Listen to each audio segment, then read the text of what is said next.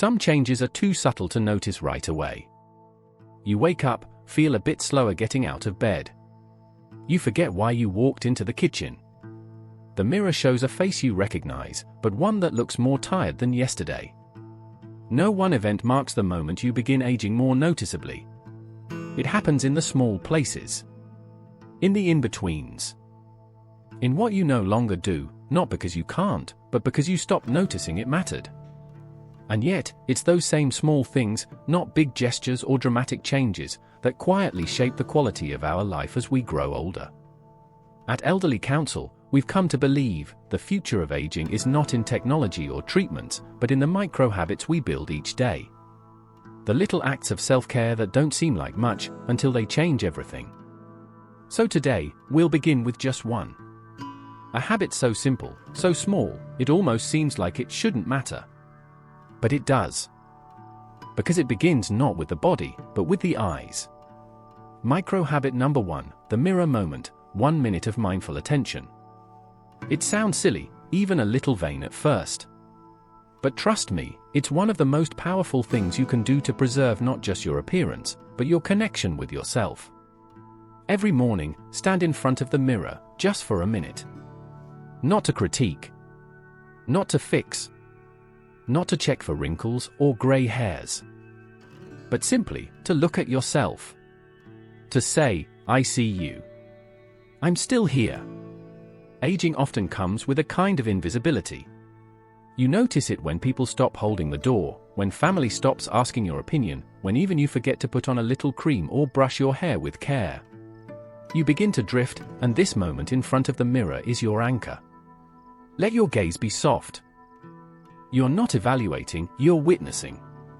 If you see tiredness, that's okay. If you see kindness in your eyes, let it land. Maybe smooth your eyebrows with your fingers.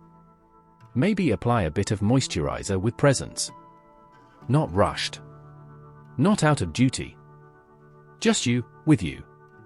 Why is this important? Because physical neglect, even subtle, starts with mental distance. When we stop seeing ourselves, we stop caring for ourselves. But a 1-minute ritual of meeting your own gaze brings you back.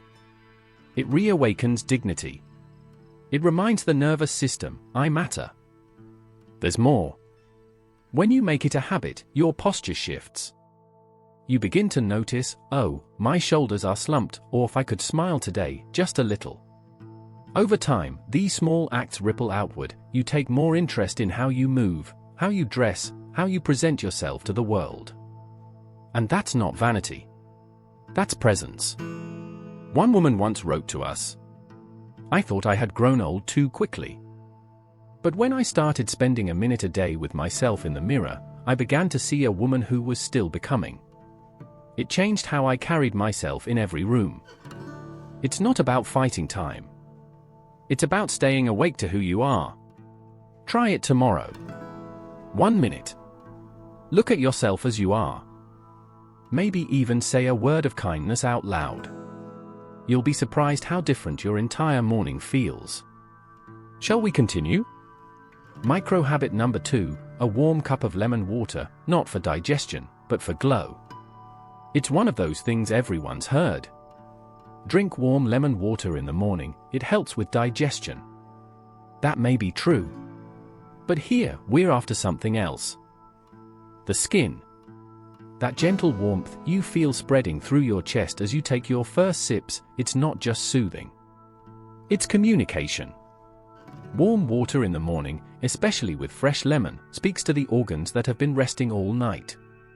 It says, let's begin gently. But most importantly, it awakens hydration. Not the kind you gulp. The kind you absorb.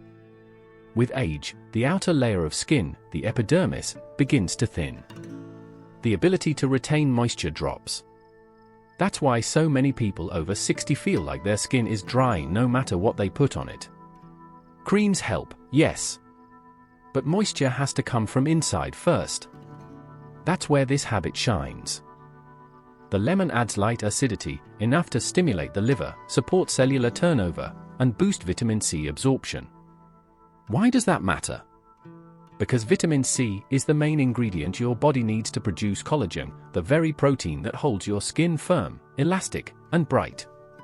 Even more subtly, this practice shifts the body out of night mode and into alert calmness. It tells your nervous system, we're not rushing into the day. We're arriving. Here's how we recommend it. Wake up. Don't speak yet. Boil water. Let it cool just slightly. Squeeze a quarter to half a lemon into a cup. Pour the warm, not hot, water over it. Hold the cup in your hands. Sip slowly. With presence. No phones. No news. It's not about the lemon. It's not even about the water. It's about the act of beginning your day by taking something into your body that supports life, gently, intentionally, and with kindness.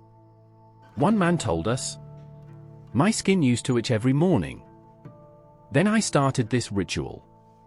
Within 10 days, my face looked different. Not younger, but healthier. More mine." That's the point.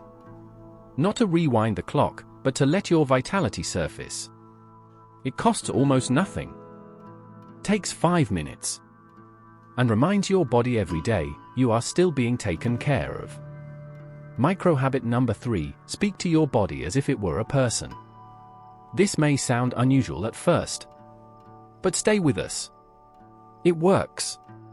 After 60, many people develop a strange relationship with their bodies. They tolerate them. Put up with the stiffness. Apologize for forgetting things. Complain about the knees, the spine, the spots, the creaks. But few people talk to their body with respect. That's the habit. Once a day, speak to your body, kindly, out loud, and like you would to an old friend. You don't have to be dramatic. You don't have to chant. You can simply say things like, "You carried me through a hard day today. Thank you, legs. I know you're tired, back. I'm listening. You've done so much for me, even when I didn't treat you well." Why does this matter? Because our body, like any living system, responds to how it's treated. And the words we say, even quietly, create the inner climate we live in. If we constantly talk about ourselves as broken, as useless, as fading, our nervous system, immune response, and posture adapt to that identity. We shrink. We stop trying. We feel older. But when we speak to the body with appreciation, even in small, simple phrases, we reopen the connection. And the body begins to soften. There's a reason why certain chronic conditions, pain, fatigue, tension, often decrease when people begin mindfulness or gentle touch therapy. It's not magic. It's recognition. The body doesn't need perfection. It needs to be acknowledged. If this feels awkward at first, try writing a short note instead. Something like, "Dear hands, thank you for holding so much. I know you've felt stiff lately, but I'm here. I'll treat you better this week." Put it on your mirror. Read it once in the morning. Or, as one man told us, "I was embarrassed at first. Then I stood in the shower and just said, 'Thank you, shoulders. I'm sorry I ignore you.' And I cried. Not from sadness. From relief." This habit takes less than a minute. Costs nothing. But can rebuild the bridge between your mind and body in ways most medications can't. Because health is not only measured in heartbeats or test results. It's measured in how we feel toward ourselves. And your body, even now, wants to be on your side. These 2 micro-habits may seem gentle. But that's the point. The modern world teaches us to hustle, push, strain. But longevity, real, graceful longevity, comes from the opposite. From waking up gently. From hydrating intentionally. From remembering that this body still belongs to you. And treating it as something precious, because it is. Are you ready to go even deeper? Microhabit number 4, do one thing a day, just with your hands. In youth, our hands are tools, fast, capable, always in motion. But with time, they become more fragile. They slow. They ache. They lose precision. And with that, many people stop using them for anything beyond necessity. But that is exactly when the hands need something more. Not just to do, but to create. This microhabit is simple. Once a day, do one small thing only with your hands. Nothing digital. Nothing rushed. Something that requires presence.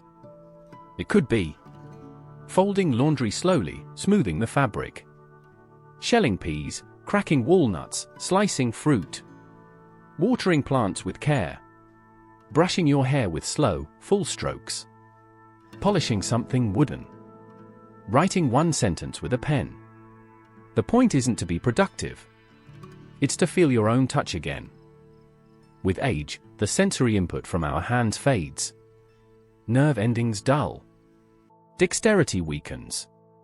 And the brain, which is deeply connected to the fingers, gets less stimulation. That's why activities that require manual control, even simple ones, are so beneficial for mental clarity and emotional calm. You may have noticed, when you're anxious, fiddling with something calms you. That's not a coincidence. The hands communicate directly with the nervous system. They help regulate emotion. They bring the mind back to the present. So if every day you give your hands a task, just one, where they can move slowly, purposefully, and with care, you are helping not just your fingers, but your mind. One man told us, "I started cleaning my old silver spoons. Just one a day. It's not about the spoons. It's about my hands remembering they're still good at something." And indeed, they are. With this microhabit, you may notice improved coordination.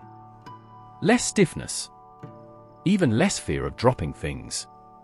But most of all, a return of agency. The sense that these hands are not just aging, they are still yours. Microhabit number 5, turn off all lights, except one, after sunset. This one may surprise you. It's not about health in the traditional sense. Not about muscles, joints, or organs. It's about something older. Something deeper. Rhythm. As humans, we were built to live by the sun. For most of history, nightfall meant rest. Darkness meant turning inward. But now? At 8 p.m., houses glow like noon. Screens flash. Kitchens hum. Lights are everywhere, and the body doesn't know it's time to slow down. This microhabit is about reclaiming evening. After sunset, or at least 1 hour before sleep, turn off all bright lights. Leave on just one source of soft, warm light. A lamp. A salt lamp. A candle, even. Let the house go quiet. Let the body feel that the day is drawing to a close. Why does this matter? Because your brain, especially after 60, needs help transitioning from alert mode to rest mode. And that transition doesn't happen through a clock, it happens through light. Bright light blocks melatonin, the hormone that tells the body it's time for sleep. Soft light, especially in amber tones, tells the body it's okay now. You can release the day.